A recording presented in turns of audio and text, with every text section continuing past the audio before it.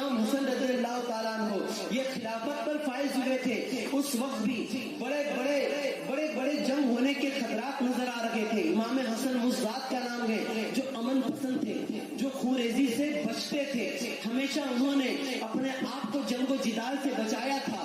اگرچہ وہ ہر جنگ میں شامل رہے ہو، وہ ہر جنگ میں حضرت علی کے ساتھ موجود تھے، لیکن جنگ و جدال سے بچتے رہتے تھے۔ جانتے ہو میرے آقا صلی اللہ تعالیٰ علیہ وسلم نے امام حسن کو لے کر ہی تو فرمایا تھا یہ میرا وہ بیٹا ہے جو مسلمان کے دو گروہ میں صلح فرمائے گا، مسلمانوں کے دو گروہ میں یہ صلح کر دے گا۔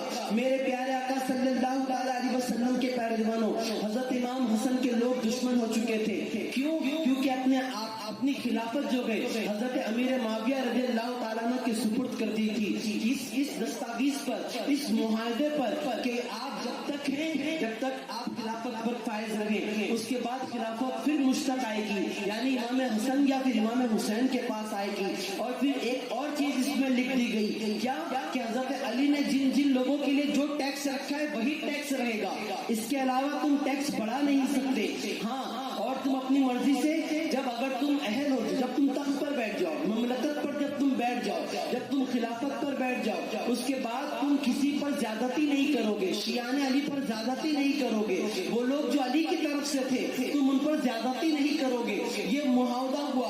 اب سنو، جو شیعان علی وہ حضرت امام حسن کے دشمن ہو گئے کہ تم نے آخر خلافت امیر المومنین، خلافت جو گئے امیر معاویہ کو کیوں دے دی؟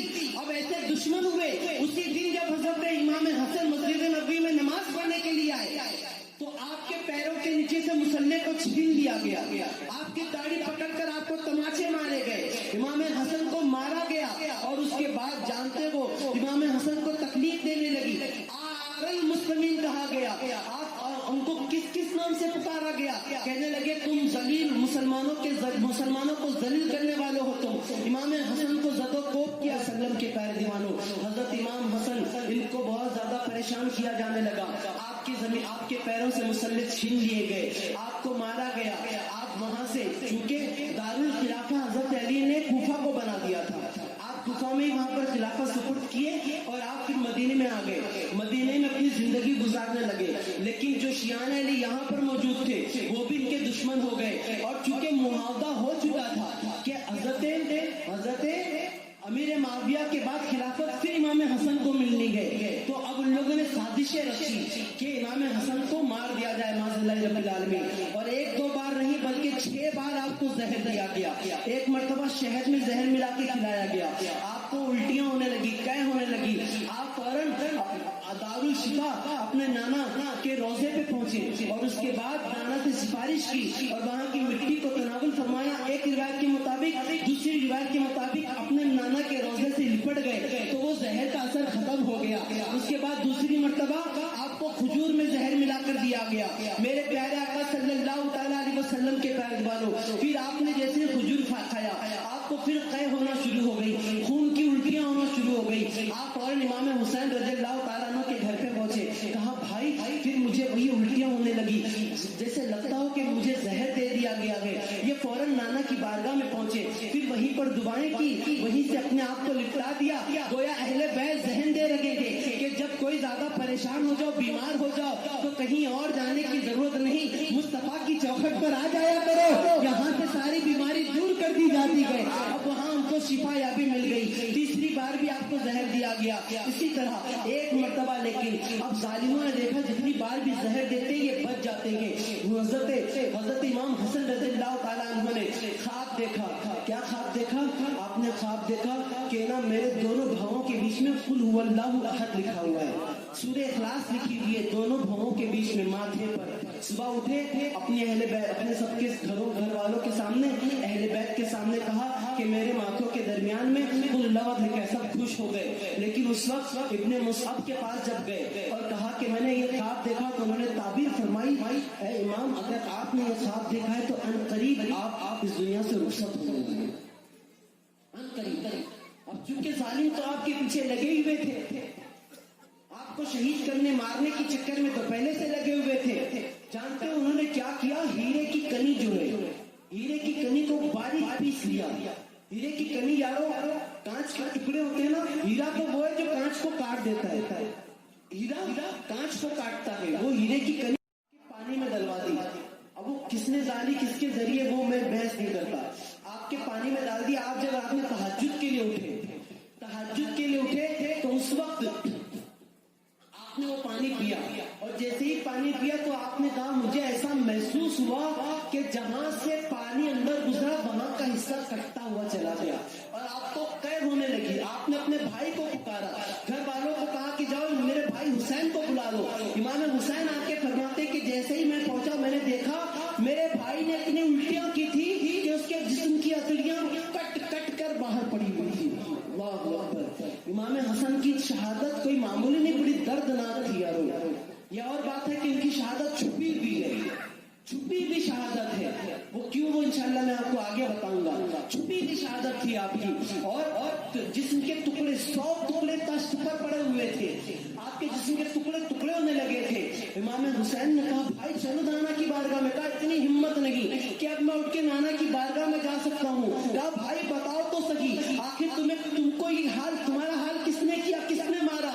मेरे प्यारे आका सल्लल्लाहु अलैहि वसल्लम के पैरवानों। इमाम हसन फरमाते हैं भैया ये तो बताओ मेरे भाई के मेरे चेहरे का रंग कौन सा है? उन्होंने कहा भाई तुम्हारा चेहरा हरा हो गया है। कहा अल्हम्दुलिल्लाह, मेरे नाना की हदीस मुकम्मल हो गई कि जिस वक्त मेरा बेटा शहीद होगा हसन, उस वक्त उसका चेहरा हरा हो जाएगा।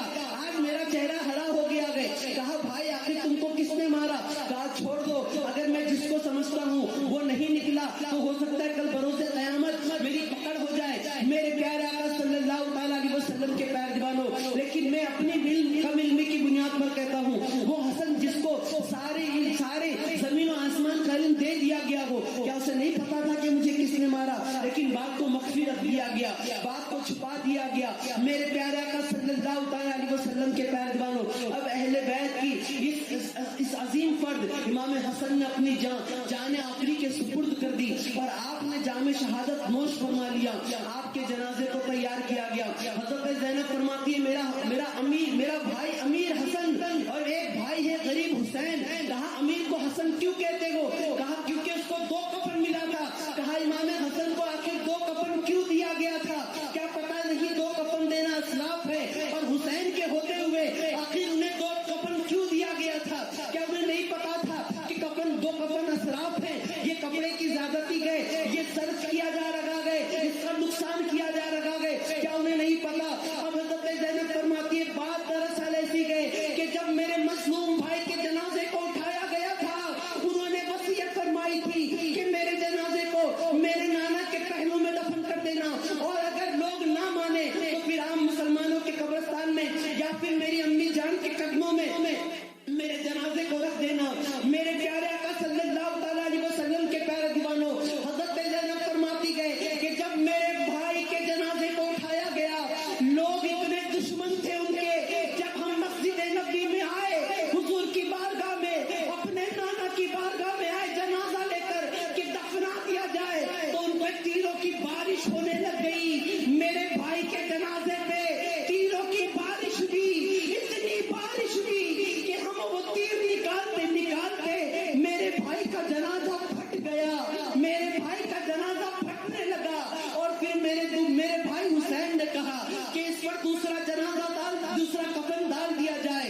इमाम हुसैन ने तलवार निकाल दी कि आज तो जंग होकर रहेगी, ये जो दुश्मन है आज इनका फैसला हो जाएगा।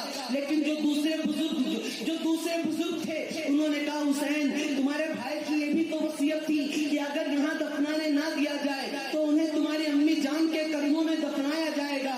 इमाम फिर उसी वसीयत को कबूल कर लिया गया, और इमाम हसन को हजरत फातिमा ज़हरा के पहलू में दफना दिया गया है।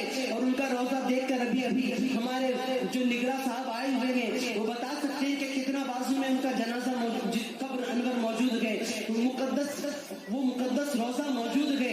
मेरे प्यारे आका सल्लल्लाहु अलैहि वसल्लम के पैरवानों, तो इमाम हसन को भी इस तरह तकलीफ देकर शहादत मिली है। अल्लाह अल्लाह अल्लाह उन तमाम लोगों के सदके, अहले बैत के सदके, बिलखुसूस इमाम हसन के सदके हम पर रहमतों का नुज़ूल अता फरमाए।